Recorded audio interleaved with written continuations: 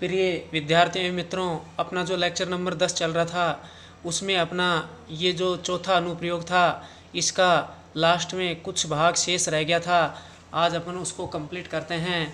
तो ये जो अपना अनुप्रयोग था अपरिमित चालक समरूप आवेशित पर्त या पट्टिका के कारण विद्युत क्षेत्र की तीव्रता, इसका थोड़ा सा लास्ट में शेष रह गया था, वो आज अपन कंप्लीट करते हैं। तो जो पिछला लेक्चर था उसमें अपन ने यहाँ तक पढ़ लिया था। इसमें E बराबर Q बटे S इंटू एप्सिलॉन नॉट, तो यहाँ तक अपन ने पढ़ा था।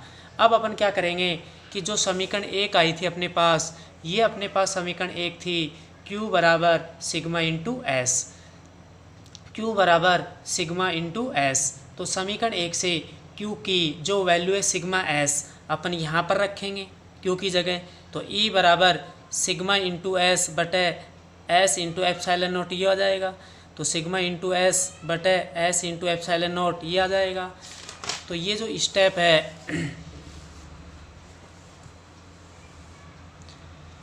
तो समीकरण एक से जब अपन Q की वैल्यू अपन पीछे रखेंगे, तो समीकरण एक से जब Q की वैल्यू अपन यहाँ समीकरण एक से जब अपन Q की वैल्यू यहाँ पर रखेंगे, Q की वैल्यू अपन इसमें समीकरण एक से Q की वैल्यू जब अपन यहाँ पर रखेंगे यहाँ पर, तो अपने पास ये स्टेप आ जाएगा। अभी आपको बताया था इसमें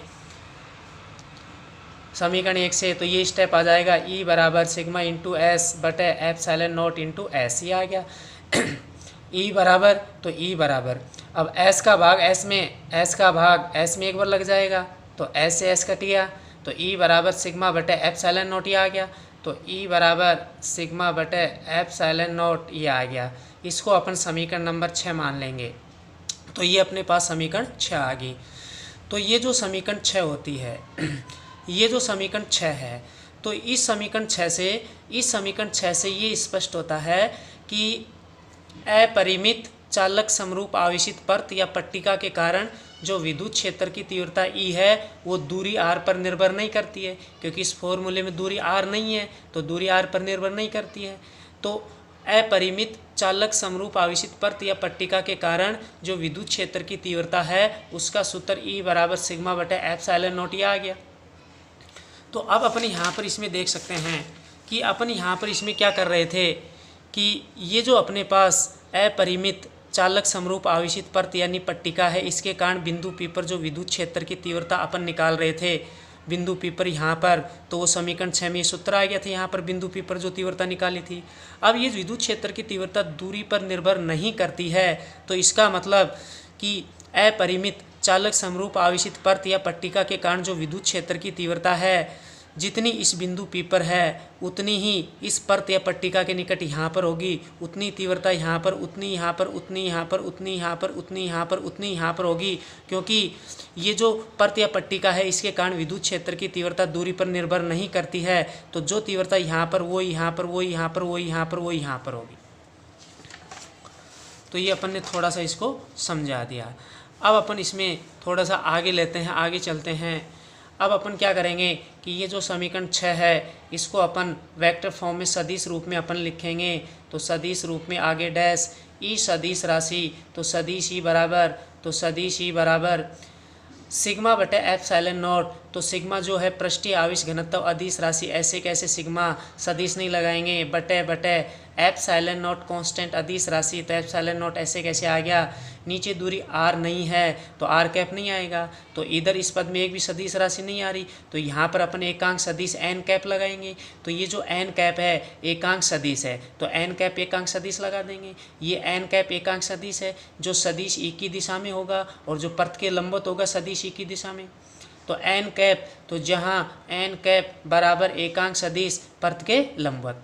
अब थोड़ा सा इसको अपन देख सकते हैं, वैसे बता दिया आपको कि जो n कैप एकांक सदिश है वो इस सदिश E की दिशा में होगा, और ये जो अपने पास पर्त है इस पर्त के क्या होगा, सदिश E की दिशा में लंबवत होगा।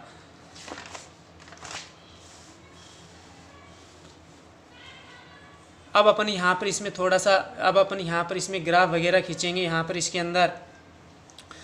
तो यहाँ पर जो विद्युत क्षेत्र की तीव्रता E है और सिग्मा इसके बीच में अपन ग्राफ खींचेंगे, फिर E और R के बीच में ग्राफ खींचेंगे। तो x अक्ष के ऊपर अपन ने पृष्ठीय आवेश घनत्व सिग्मा ले लिया, y अक्ष के ऊपर अपन ने ये इस वाई अक्ष के ऊपर विद्युत क्षेत्र की तीव्रता ई ले ली, ये मूल बिंदु ओ हो गया। तो अब देख सकते हैं यहाँ पर इस फॉर्मूले में अपन ये जो अपना फॉर्मूला है यहाँ पर इसमें कि जैसे जैसे पर्त या पट्टिका पर पृष्ठीय आवेश घनत्व तो सिग्मा का मान बढ़ेगा, विद्युत क्षेत्र की तीव्रता ई बढ़ेगी, तो ई सिग्मा के समानुपाती है, तो सिग्मा बढ़ने पर ई बढ़ता है, तो इसका मतलब समानुपाती के लिए जो ग्राफ है वो इस प्रकार आता है। ऐसे ये ग्राफ खींच दिया तो सिग्मा बढ़ता जाएगा, ई का मान बढ़ेगा, तो ये ग्राफ आ जाएगा अपने पास। तो जब अपरिमित चालक समरूप आवेशित पर्त या पट्टिका पर पृष्ठीय आवेश घनत्व सिग्मा का मान बढ़ता है तो विद्युत क्षेत्र की तीव्रता बढ़ती है, तो ये समानुपाती के लिए ग्राफ इस प्रकार का आ जाएगा। तो ये ग्राफ खींच दिया। अब अपन क्या करेंगे कि विद्युत क्षेत्र की जो तीव्रता है वो दूरी r पर निर्भर नहीं करती है, जो चालक पर्त या पट्टिका इसके कारण। तो अब अपन यहाँ पर ई और r के बीच में ग्राफ खींचेंगे। तो अपन यहाँ पर इसमें क्या करेंगे, x अक्ष के ऊपर अपन ने दूरी r ले ली, y अक्ष के ऊपर अपन ने ये क्या ले ली, विद्युत क्षेत्र की तीव्रता E, और ये मूल बिंदु O हो गया। मूल बिंदु O का मतलब जो अपन ने पर्त पट्टिका पर जो मध्य बिंदु अपन ने ले रखा है वो अपन मान लेंगे बिंदु O।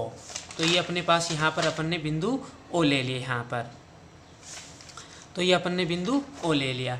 तो इस बिंदु O का मतलब पर्त या पट्टिका पर जो मध्य बिंदु O लिया था वो O हो जाएगा, वो O हो जाएगा, ये इसका मतलब है। तो अभी समीकरण 6 में अपन ने यहाँ पर इस समीकरण 6 में अपन ने देखा था कि अपरिमित चालक समरूप आवेशित पर्त या पट्टिका के कारण विद्युत क्षेत्र की तीव्रता ई दूरी पर निर्भर नहीं करती है। तो अब अपन इस ग्राफ में यहाँ पर थोड़ा सा देखते हैं कि जो अपने पास पर्त यानी पट्टिका है उससे बिंदु पी की अपन दूरी r बढ़ाते जाते हैं, तो विद्युत क्षेत्र की तीव्रता ई कांस्टेंट यानी नियत रहेगी, ई के मान में कोई परिवर्तन नहीं होता है। तो यहाँ पर अपन देख सकते हैं कि पर्त यानी पट्टिका से अपन कुछ दूरी यहाँ पर हैं, तो इस पर विद्युत क्षेत्र की तीव्रता ई, फिर दूरी और बढ़ गई तो इस पर भी ई का मान यही होगा, फिर दूरी और बढ़ गई यहाँ पर आगे तो पट्टिका पर्त से यहाँ पर दूरी पर आगे तो इस पर भी यहाँ पर देख सकते हैं ई का मान यही होगा। तो यहाँ से ये अपन देख सकते हैं कि जो अपरिमित चालक समरूप आवेशित पर्त या पट्टिका है उसके कारण जो विद्युत क्षेत्र की तीव्रता ई है ये दूरी r पर निर्भर नहीं करती है। तो निर्भर नहीं करती है, ई का मान r पर निर्भर नहीं करता है। तो ग्राफ में ये जो रेखा है, ये जो दूरी वाली अक्ष x अक्ष है, इसके समांतर ग्राफ में ये रेखा ऐसे आती है। तो जब ग्राफ में ये जो दूरी वाली अक्ष है x अक्ष है, इसके समांतर जब ये ग्राफ में रेखा ऐसे आती है तो इसका मतलब ई का मान दूरी r पर निर्भर नहीं करता है। तो ये इस ग्राफ से ये अपन ने इसके लिए ई और r के बीच में अपन ने ये ग्राफ खींचे यहाँ पर, और ई का मान दूरी r पर निर्भर नहीं करता है, तो ये ग्राफ इस प्रकार आएगा। तो ये ग्राफ इस प्रकार आ जाएगा। तो ये जो अपना चौथा अनुप्रयोग चल रहा था और ये जो लेक्चर नंबर 10 चल रहा था ये अपना पूरा कंप्लीट हो गया। तो जो शेष बच रहा था उसको भी अपन ने इसमें ये कंप्लीट करवा दिया। तो ये चौथा अनुप्रयोग जो है, ये चौथा पूरा अनुप्रयोग अपना कंप्लीट हो गया। इससे अगला जो अनुप्रयोग है वो अपन अगले नए लेक्चर में स्टार्ट करेंगे। धन्यवाद।